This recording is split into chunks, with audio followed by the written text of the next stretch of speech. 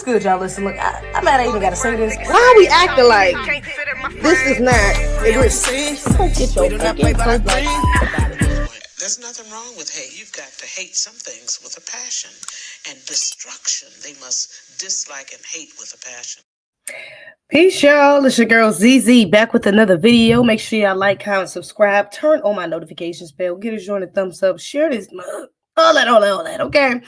So today we have some interesting videos to react to. You know, there's been a lot going on in the U.S. Okay, we've had a lot of infighting on the left, the right. Okay, prices skyrocketing, Trump doing all types of wild shit. There's a lot going on. Okay, now the outsiders are looking in. All right, I want to start off this video with this woman in Africa who has some interesting comments. And I'm only going to play one of her videos because you'll get the gist just from the first video. But yeah, she's not the only one. It's absolutely egregious, outrageous, everything between. Let's get into it. You must eat all of your food, children. You must eat all of your foods. There are hungry children starving in America. So yeah, like I said, it's a lot going on in the U.S. Y'all know people food stamps is out, and I think people got their food stamps back, but you know, some people are, it's a lot of Americans that are really going through it right now. Okay, so much to the point where even people are trying to are thinking about boycotting Thanksgiving, boycotting Christmas. So yeah, there's a lot going on. Now, why I thought this was interesting is because although she's trying to be funny, and there's people in the comments that's like, oh, you hit the Uno reverse, because y'all know that there used to be videos, not videos, but a lot of commercials about, you know, helping starving children in Africa, and in the arms of the angel fly away. I know y'all remember them joints when we was young. Okay, so she's trying to basically reverse it and be like, oh, well, look who's starving now. And I think this is an interesting thing an interesting perspective to have, because I think honestly what at the root of this is anti-blackness. You know, she's saying Americans, but we know who she's really talking about. Let's just be real here. I think a lot of these non-FBAs, in particular the Africans, they have a real issue with Black Americans. A lot of them see us as privileged. A lot of us see us as lazy, some lazy agatas. Okay, they think that we are not grateful for what we have here in America because they come here, they flee their countries to come here, in hopes of better opportunities and, you know, things of that nature, and they don't understand why they get to come here and some of them do better than us. And they are ignoring the whole system that we have going against us. They're also ignoring our plight in this country and the fact that we are the most hardworking people in this damn country. We literally built this country. We didn't even have a time. There was no period within American history where we even had an opportunity to be lazy. And that includes current day, baby. We cannot be lazy. We can't afford it. All right. We are not in a position to even be able to have that privilege of being damn lazy. Okay. As a people, we work hard. All right. We still work hard. Again, we built this country and we fought for other people like these anti-Black Africans to come over here. So yeah, seeing this is like because you know, a lot of these people, especially the first generation, second generations, they let it come over here and say, oh, well, y'all made fun of us from being from Africa. And, you know, y'all used to ask us if we was starving or if we was chasing lions or whatever the hell. Y'all called us African booty scratchers. Like, they try to act like they was just, you know, damn near they was having the same fight with us that we was having against the white supremacists doing civil rights or something. And it's nowhere near the same. All right. A little bullying, Black Americans bully each other, a little roasting. Baby, it builds character. You're gonna be all right. But yeah, they take that and run with it into adulthood. And mind you, this lady's in Africa, so this doesn't really apply to her in particular, but it does apply to a lot of the first and gens over here, who bring that mentality with them, or who have parents who are anti-Black, and then they use their experiences from childhood to validate that anti-Blackness, and they carry it with them on into adulthood. So yeah, you know, they have these sentiments now that they see that there's some sort of struggle happening or some sort of downfall happening within America. And mind you, baby, Black America and America and white America, we are two different Americas. Okay. Now we already know during the Great Depression, baby, white America was having a Great Depression, while Black America was having a Renaissance. So, and we are literally the reason why white America was able to get out of the Depression. All right. So we are having two different experiences, but they love to project that on us because of that anti-Blackness. They love to put America as just a, y'all are just lucky to be around white people. This is not really y'all land. Y'all are only this privilege. Y'all only have these opportunities because you've been so close to the white man and he's built this system. This is his country. So there is a lack of understanding, and I don't even really want to just put it on lack of understanding because a lot of them do understand. Again, it's just anti-Blackness. But so there's a blatant erasure, attempt of erasure happening for Black Americans when it comes to that, when it comes to recognizing the accomplishments of Black America. And that goes back into why people feel like when stuff like this happens, when there is, we have a president like Trump that everybody thinks is egregious. We have things going on where there's boycotts happening. People are losing food stamps. People are, are in need to a degree.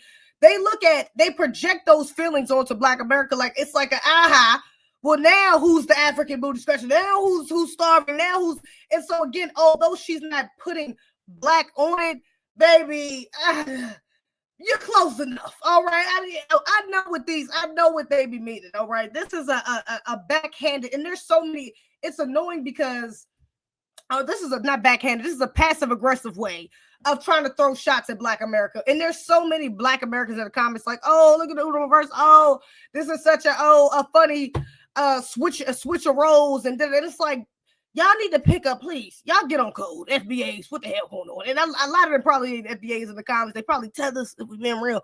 But for the FBAs that may think shit like this is funny, baby, come on. This is not the time to be laughing at anybody's, downfall. That's egregious. Even people like, even immigrants like Kamala, the scammer, should I say, the Indian who's a tether, who was trying to tether herself to Black America and make herself cosplaying as a Black woman, was even up there like, oh, basically, in an interview saying, like, I told y'all not to vote for this nigga. Now look at what you, now look at where y'all at. I told you this. And it's like, hello, America. And she was talking about America per se.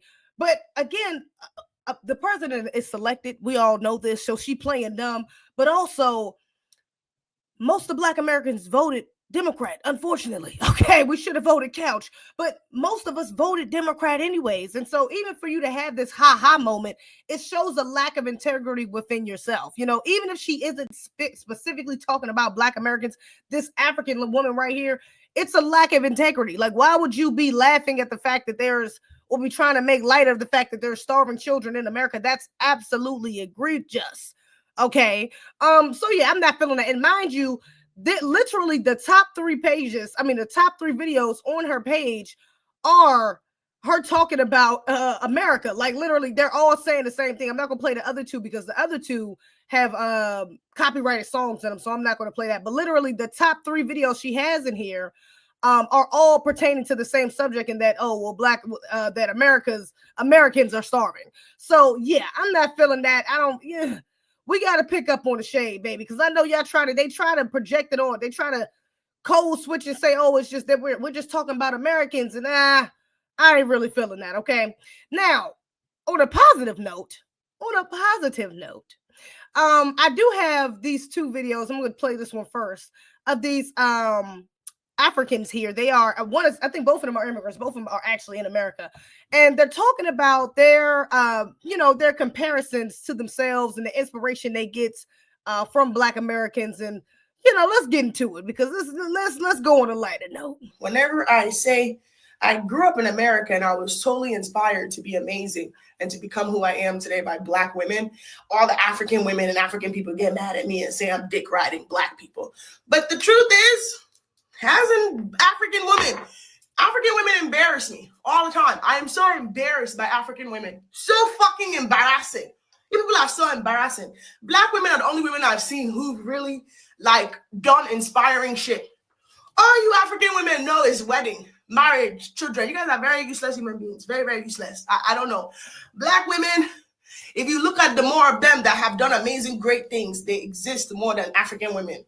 And Black women are the ones who gave me the confidence to be great. I love my African people. I love being Nigerian. I love it. But my inspiration of how I became an amazing woman, you guys are always asking how I'm so amazing. Now, Black women do that. Now, Black women, they're the ones who, they scatter my brain in a good way. They put it together. Okay. And that's interesting. I didn't realize that both of these last two videos are actually Nigerian. This sister's Nigerian, and so is the brother I'm about to react to. Now, one thing I do want to say is I didn't pick up on this the first time I watched it, is that baby, we do okay, Black American women know about marriage. Okay. Two, don't be okay and being a wife. That is, that is something within our culture, okay. For sure. So let's not, I don't like that narrative of just pushing this strong Black woman. We just worried about getting to the bread, getting to the, going to school and getting all these degrees and then not acquiring a husband. Okay. I'm mad with that. All right. So, but I do like the fact that she is shouting us out, in a light that is honest, because Black American women are the most inspirational women on this planet. Let's just be real.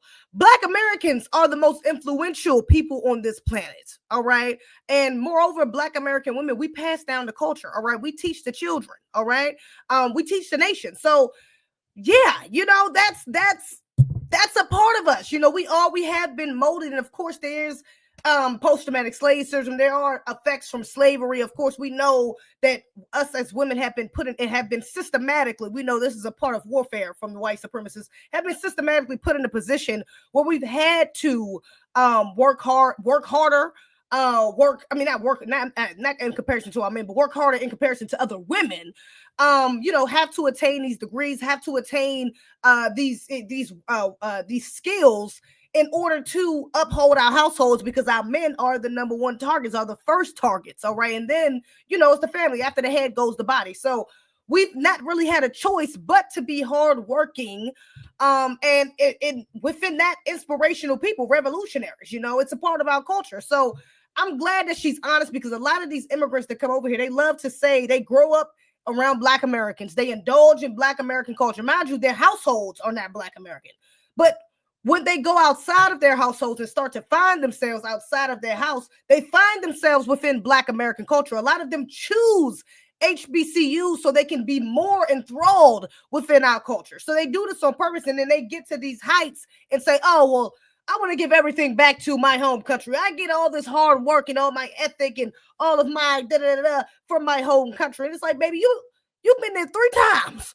Some of them ain't even these first gens, second gens. Some of them ain't been there at all. Honestly, if they had been, it hasn't been there since they've been there since childhood. You don't even know much about your homeland, but you want to attribute every positive aspect about you back to Africa, back to your home country. Like that doesn't, baby. The math ain't mathing. No, you are the only reason you've been able to cultivate, and grow and evolve. It's because of the opportunities here in this land. That's why your parents purposely brought you here. That's why they fled their countries, because they knew the opportunities you would have over here in this land. And the opportunities that will be, honestly, let's be real, that you will be given over us. That goes back to my point earlier with a lot of them trying to say that, oh, well, y'all are some lazy economists, y'all not working hard enough, but there are literally immigrants over here that are taking the resources and the things that we built and using it for their own benefit while playing under the umbrella of Black American, African American, and so we have to be honest about these things. Black American women are we are the most influential women on the planet. All right, we set the tone when we think about Black femininity, when we think about Black goddesses, when we think about revolutionaries, when we think about those that are the liberators for real, of any generation, to be honest, especially those within like the last 100 years, you're thinking about Black American women. What are we talking about? Okay, even these feminists, these liberals that come over here, and they try to use this they play this intersectional game and feed into the gender war. A lot of the times they are looking up to Black American women, and not even ones that bell hooks and some of these. okay, that I don't agree with, but a lot of the women that they look up to are still Black American women. All right, Alice Walker, they look up to Black American women. So we just have to be honest that we are, you know, we the mold, we the standard, we set the bar, we set the tone, and I'm glad that she's being honest about that, because Black American women are not looking at African women and saying, "Oh yeah, that's where I got my inspiration to be this type of woman." That's not happening. I'm not looking over at African women. I can't name you one African woman, to be honest, that I've looked at and been like, "Oh yeah, that's an inspiration for my life." No, it's not. The Black American women I think of, like Shahrazad Ali, like Harriet Tubman, like Assata Shakur, Black American women. These are Black American revolutionaries. These are Black American authors, etc. Like that set the tone. That really showed us what it is to be a true Black woman. Okay, what it is to give us the real definition, to give us the real look at, the real example, to be the epitome of what a true good woman is, and more of a true good Black woman. So yeah, Black American woman, baby, we like that. I do appreciate the shout out. I'm glad she being honest, because there's too many of them that just straight up they're not. So let's see. And this is another brother. He's actually Nigerian as well. And he's talking about Black Americans too. And let's see what he says. First thing is how white supremacist Nigerians are as a collective. And the second is how very comfortable Nigerians are with the current state of Nigeria, in spite of the fact that shit is fucked up in Nigeria. Now, I will give grace because I understand that we have a long way to go. And it's not easy being a Black person in a white supremacist capitalistic world. So I will give grace because we as a Black collective will still have ways to go. However, there are so many things that Nigerians can learn from Black Americans. For example, did you know that once upon a time in the United States of America, Black people were not considered humans? They were considered property. I don't think you understand. Like, Black Americans who occupy America today, once upon a time, they were not considered human beings at all. Just imagine how fucked up that is, that their ancestors built America, yet they were considered less than humans. But guess what they did? They fought back. So in the 1800s, there was a civil war because some people wanted to make sure that Black Americans remained properties. And in this civil war, more American soldiers died than any other war that American soldiers have died in combined. Let that sink in. Only because Black Americans just wanted to be seen as humans. That's it. Black Americans were not asking for too much. They just wanted a space where they can survive. That's it. They understood that they couldn't go back to Africa because that tie is already broken. They couldn't go anywhere else because they don't know anywhere else but America. America is all they know. And in America, white still has power. They were not trying to fight or drag that power with white.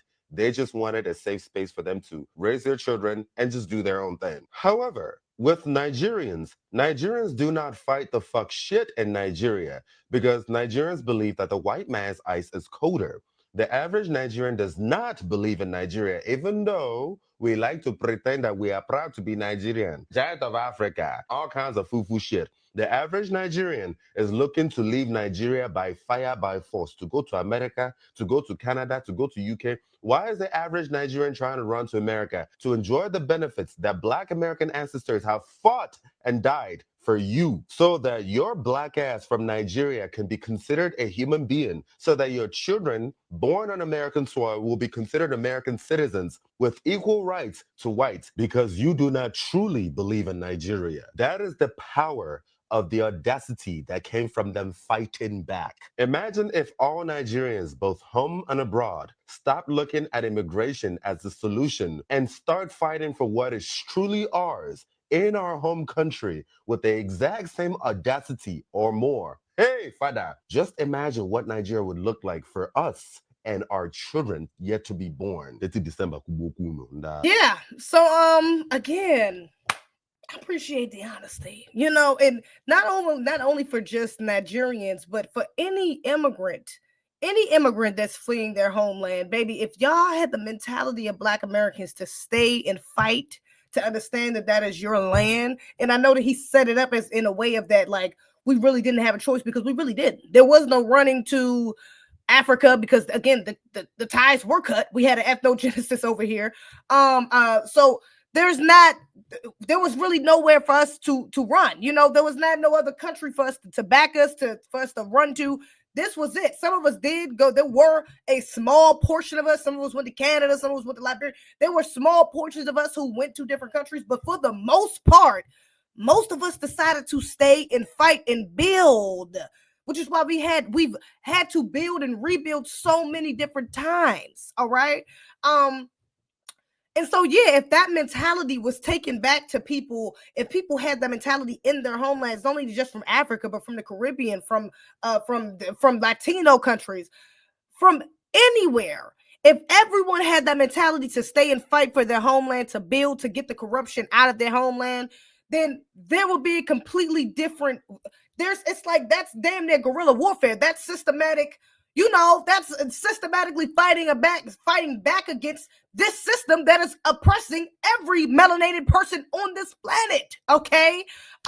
So that would be a beautiful thing to see. You know, it's in certain circumstances, I can understand, of course, but for the most part, like he said, there should be an effort from the group, from the community in that home, in whatever part of the world. In this case, we're talking about Nigeria. There should be an effort to fight back, to correct the corruption of your government, of your people, of whatever.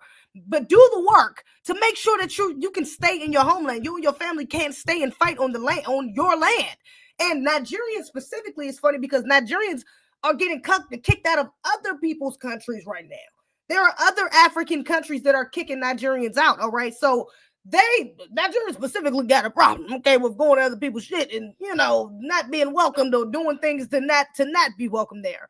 And so, yeah, I'm glad that this brother is being honest about that because, yes, Black Americans, that is, for the most part, our culture. That is something that, for the most part, we've all stayed to endure. You know, and so, yeah, that's a mentality. That's our culture. That's something that needs to be instilled in your homeland. Y'all can't come over here and be so proud. They come over here and put flags in their bios. They waving their flags on whatever flag day it is and whatever national holiday for their country it is. They want to be the biggest, the loudest, the proudest. They want to even go to the extent of thinking that they should have they want to make certain parts of America over here as their homeland 2.0. Me and Afro talked about that on For the Culture. So, which means, hey, I need to go check out For the Culture. We just dropped the episode of For the Culture actually the other day. Go ahead and check that out. But yeah, you know, so it's a problem. You know, there's little Africa, little Ethiopia, little China, little, you know, all these, you know, different areas, you know, especially up in here, even in Maryland where I'm at, it's a whole lot of damn Africans up here. Lord Jesus. The tethers is crazy up here. All right. There's so many tethers up here in Maryland. It's insane. I had no idea what so many until I moved back up here as an adult. When I was a child, I don't remember knowing that many I don't remember knowing any Africans, no immigrants that I can remember like as friends. I don't remember anybody. But now there are so many up here. It's insane. And not just tethers, again, just non-FBAs in general. And they are in like hives. They are in certain spots, certain areas you go to in DC or in Maryland. That it's like for like that whole little city or those whole few blocks, that whole, you know, the whole little area for like a 5, 10 mile, 20 mile radius, it's majority immigrants, similar to like New York. So yeah, you know, it's like, y'all want to come over here and be so loud and proud, but you don't want to take that energy back to your homeland. You want to come over here and fight and say, oh, this is the land of the free, the land of opportunity. We deserve. But you don't want to talk about what you deserve in your homeland. What are you talking about? We have a delineation movement going on right now. We're trying to get our reparations popping. And if y'all coming over here, all right, and especially going into our political spaces, all right, Westmore, egregious, and watering down what we're trying to do, or literally going against the grain of what we're trying to do, going against reparations, then baby, we have an issue, especially when you got a plethora of issues in your homeland you could be worried about. Why are you not going to your own homeland and trying to get your government over there? Fix the government over there. Why are you so consumed with what's happening here when your people are there?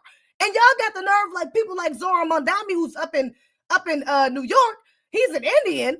He's actually technically Indian / African, because I think he lived in Africa for a while or something like that. But he's an Indian, and he's talking about how, oh, New York is made of immigrants, and this is a city built from immigrants, and now it's led by an immigrant, and now he has all these hyper focuses on what he can do for immigrant people, how he's going to better the immigrant population out there, better the lives for the immigrant population out there. And it's like, bro, do you not understand the foundational Black Americans? And again, they do. They know this is a part of Black American erasure. So he knows. These people know that foundational Black Americans should be priority. We are priority, and we are prioritizing ourselves right now. So this is a literal, like, it's an attempt to water down our delineation movement. It's an attempt to block our debt that needs to be paid, which is reparations. So by trying to prioritize everybody else except for us, that's banana neglect, baby. I'm not, but I digress. Again, this mentality needs to be spread, all right? And not just to those in the homeland, but those that have immigrated here, these first, second gens, y'all can take y'all asses back home. Y'all can.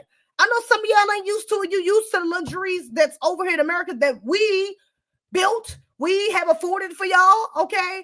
But yeah, it's time to go home and build that for yourself. It's time. Baby, we are delineating. Y'all need to go home and build. You get your own reparations popping from some of these other countries, from France, from the UK, from Spain. Baby, go get your reparations popping from them. Go worry about what's going on in your homelands. I know a lot of them say our government is corrupt. Our government is corrupt. What are we talking about? Y'all government is corrupt, but it's corrupt with a bunch of people that look like you. Our government is corrupt with a bunch of people that don't look like us. Yeah, we got a few coons and, things of that nature in there. But baby, most of them don't look like us. So we know what we're dealing with the corrupt government is like, baby. That's not you calling it this. Come on, baby. Who are you talking to? So we are living in the belly of beasts, baby. Who are you talking to? So yeah, take that energy back to your homelands. Come on, y'all. It's time. This is the time. If it were ever the time, baby, get it together. You cannot outrun white supremacy. White supremacy is global, baby. Ain't no fleeing from white supremacy. Okay. So yeah. But yeah, this was interesting to see. Y'all let me know what y'all think in the comments below. Other than that, that's all I got. I'm gonna see y'all on the next one. Peace and be one. We do not play, but I green. You fuck with the team. Might find your West in the creek. We crossing our T's. We don't never miss it.